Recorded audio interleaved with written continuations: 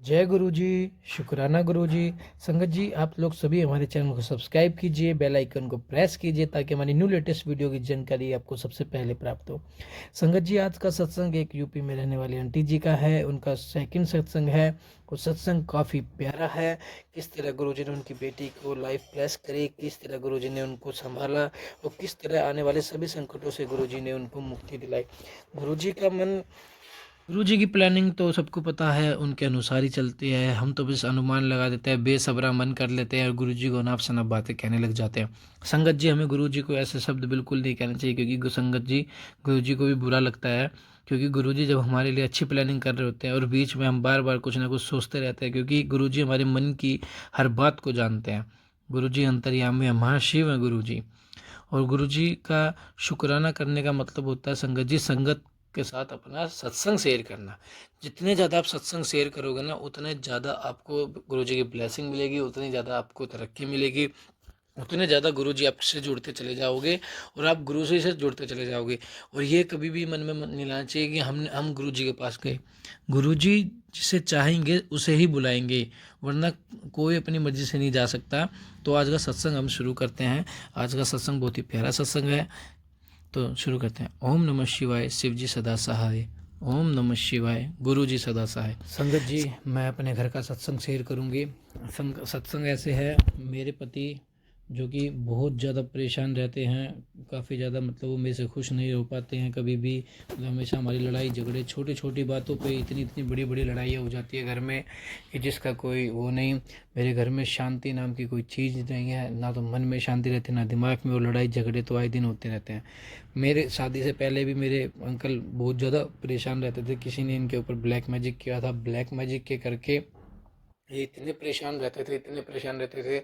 इनके ना तो किसी कारोबार में बरकत हो पा रही थी, कोई भी चीज़ नहीं हो पाई थी, और लड़ाई झगड़े तो आए दिन लड़ाई झगड़े होते रहते थे। तो मैं हमेशा ये प्रेयर करती थी, ये इससे हमें छुटकारा कब मिलेगा, कब हमें यह सेवा मिलेगी कि हम भी अपनी ज़िंदगी को शांतिपूर्वक जी पाएंगे। लेकिन मुझे कुछ समझ में नहीं आ रहा था। जब फिर किसी ने हमें गुरु जी का रास्ता बताया, जब हम गुरु जी से जुड़े, तो जब ये गुरु जी से जुड़े तो हमें इतना विश्वास नहीं हो पाया गुरु जी पे कि ऐसा भी हो सकता है या ऐसा भी हो सकता है। क्योंकि हमारे घर में लड़ाई झगड़े बिल्कुल भी नहीं रुकने का नाम ले रहे थे। तो फिर मैं गुरु जी के बुलाने पर गई नहीं। तो फिर मैंने सत्संग यूट्यूब पे गुरु जी के इशारों के कारण सुना, टेलीफोनिक के थ्रू मेरे पास संदेश आया कि पुत्र तेरे घर में ब्लैक मैजिक किया है, तो जिस करके तेरे घर में अशांति वगैरह रहती है। तो संगत जी, मेरे घर का माहौल इतना ख़राब था कि कभी कभी तो मन करता था मैं जाके सुसाइड कर लूँ, कभी कभी कुछ मन करता था, तो कभी मतलब नेगेटिव ख्याल आते थे। और अंकल से तो मेरी एक दिन भी नहीं ऐसा नहीं जाता था जो लड़ाई ना हो। तो फिर धीरे धीरे हम गुरु जी के पास बड़े मंदिर गए। जैसे ही बड़े मंदिर गई तो मुझे इतनी शांति मिली, इतनी शांति मिली कि मुझे लाइफ में जो शांति थी वो, मतलब लाइफ में कई सालों के अंतराल के बाद वो एक ऐसी शांति थी जिसे सिर्फ मैं ही महसूस कर सकती हूँ, और मैं उसे शब्दों में बयान नहीं कर सकती कि इतनी शांति थी। तो फिर मैं घर पे गई, तो घर पे मेरे घर में धीरे धीरे गुरु जी के स्वरूप आने के बाद धीरे धीरे मेरे घर का माहौल इतना चेंज होता चला गया, इतना चेंज होता चला जाएगा संगत जी, मुझे कल्पना भी नहीं थी कि ऐसा भी हो जाएगा। फिर मुझे गुरु जी के टेलीफोनिक के थ्रू मैसेज मिलने लग गए कि सत्संग शेयर किया कर, तेरे घर में ब्लैक मैजिक क्या होता है, मैं धीरे धीरे उन्हें जड़ से ख़त्म कर दूंगा। तो फिर संगत जी, कई दिनों के बाद मुझे गुरु जी ने एक संदेश भेजा कि मैं तुझे आज मोर पंख के रूप में दर्शन दूंगा।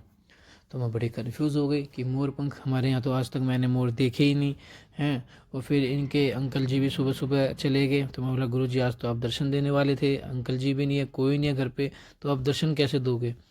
तो संगत जी, आप यकीन नहीं करोगे, पहली बार ऐसा इंसिडेंट हुआ। मेरे नाइबर में एक अंकल रहते हैं, छोटा बच्चा, तो वो आए और उन्होंने आके पीठ मेरे बैक साइड पे आके मोरपंख चिपका दिया। और उन्होंने कहा कि आज मैं तुम्हारे लिए एक सरप्राइज़ लेके आया हूँ, सरप्राइज़ लेके आया हूँ। छोटा सा बच्चा मतलब कह रहा मैं सरप्राइज़ लाया हूँ, सरप्राइज़ लाया हूँ। तो मुझे क्या पता क्या सरप्राइज़ था। जैसे मैंने पीठ पे हाथ लगाया तो वो मोर का पंख हाथ में आ गया। तो वो कह रहे आज मैं आपके लिए मोर का पंख लाया हूँ। तो संगत जी, मैं इतनी ज़्यादा शौक हो गई, इतनी ज़्यादा शौक हो गई कि गुरुजी ने देखो किस तरीके से दर्शन दिए। जो गुरुजी ने कहा था सत्संग में कि मैं तुझे आज मोर रूप में दर्शन दूंगा, मोर रूप, हाँ, मोर के पंख के रूप में दर्शन दूंगा। और किस तरीके से कि बच्चे के थ्रू वो मोर का पंख आया, किस तरह से मैंने गुरुजी के दर्शन करे।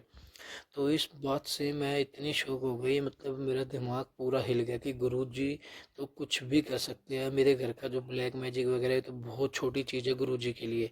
अब मुझे गुरुजी पे विश्वास बढ़ता जा रहा है, दिन पे दिन मैं गुरुजी से और ज़्यादा कनेक्ट होते जा रही हूँ।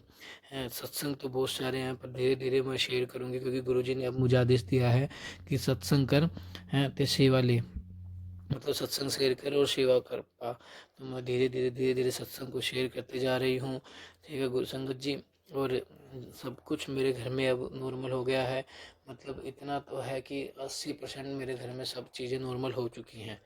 अब मतलब धीरे धीरे, और 20% भी गुरुजी जो ब्लैक मैजिक को जड़ से ख़त्म कर देंगे वो भी हो जाएगा। तो संगत जी, गुरुजी पे अनंतम विश्वास कीजिए और गुरुजी की राह पे चलते जाइए। गुरुजी धीरे धीरे हमारे सभी रास्ते खोल देंगे। यही मेरा प्यारा सा सत्संग था, किस तरह गुरुजी ने मेरे दुखों से मुझे दूर किया और आगे भी करने लग रहे हैं। जय गुरुजी, शुक्राना गुरुजी, गुरुजी का अनंतम अनंतम शुक्राना।